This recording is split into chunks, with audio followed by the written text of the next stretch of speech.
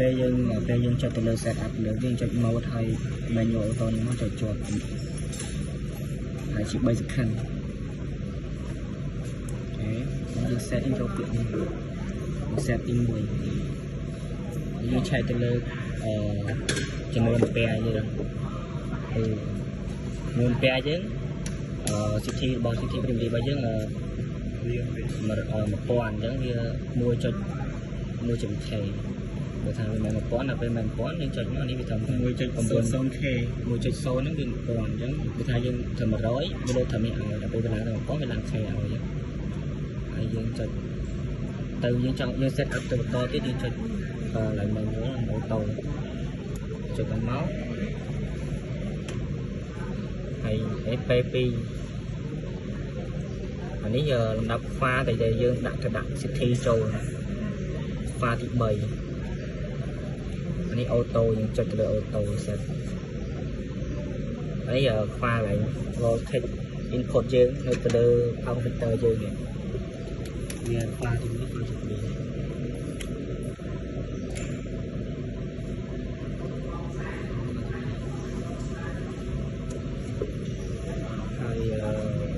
មកយើង set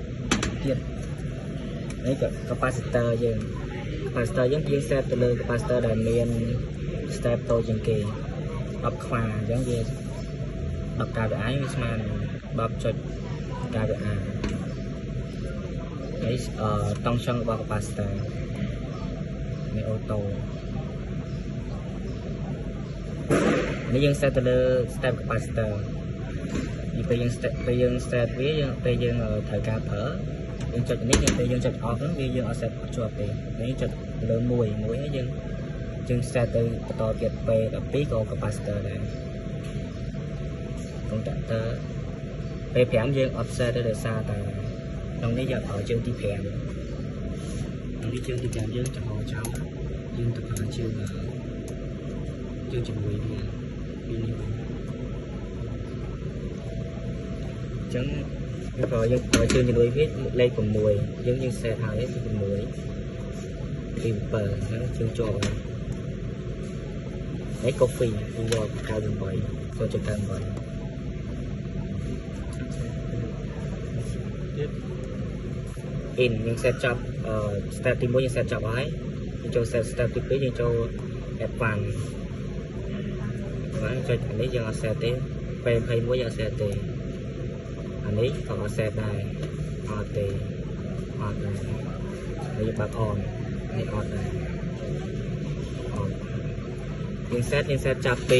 32ទៅយើង set ចាប់ពី32ទៅយើង set តាមស្លំតម្លៃទី25យើងដល់ពេលយើងថយយើងចុច mode ពេលយើងចង់ថយចុច mode មកយើងឆែកមើលលេខ25ហើយ mode ហ្នឹងយើងចុចដល់25នៅក្នុងនេះយើងsẽដាក់គេដាក់ on ដល់ពេលយើងទៅមុខនេះយើងចុច menu auto វាទៅមុខហើយយើង set ទៅលើលេខទី37អាហ្នឹងសម្រាប់បង្ហើ38បង្ហើដំណើរការនឹងបង្ហើឈប់ចឹង39ក៏យើងអត់ set ដែរ40យើង set ដាក់ 50% 41 42ក៏យើងអត់ set ដែរយើង set 43 44 45 យើងដាក់ចំពោះភាគរយហ្នឹងសម្រាប់អាឡានមើល44ដូចគ្នាដាក់50 45យើងដាក់មកមិនចំណិនទៅលើក្នុង filter របស់យើងដាក់18000ដល់ពេលយើង set មកយើងចុចទៅមុខទៀតយើងចុចទៅមុខអស់រហូតទៅចុចរហូតដល់អស់យើងចុចអស់ហើយយើងដើរពាក្យ sell ដល់ពេលយើងចង់ដើររកវាយើងចុចប៊ូតុងពីរនេះលើក្រោមយើងរកពាក្យ sell យើង sell ចាប់ពីខាង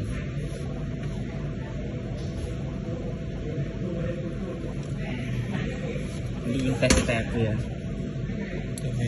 test step ហើយយើង test ពេល test step យើង test manual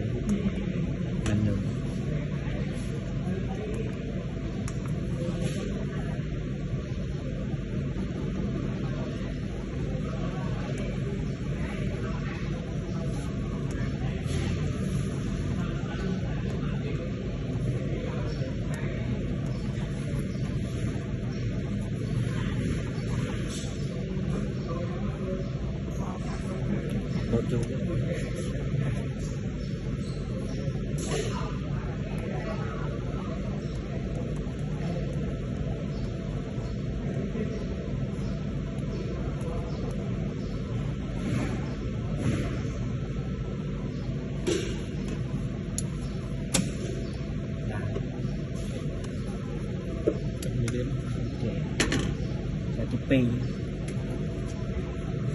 ចុច mode ដែរមក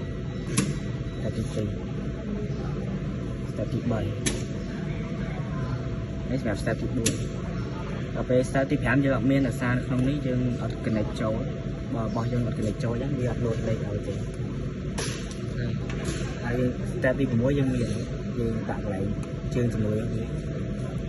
ទី6បើពេលយើងដាច់វាវិញយើងគ្រាន់តែចុច call នេះលោតចុច mode ទៀត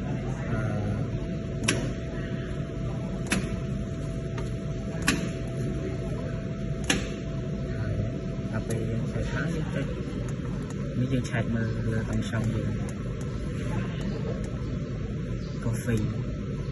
អានេះ step capacitor តាមថានេះតាមឆុងហើយនឹងពេល sẽ thấy như thế ô tô mà phải chịu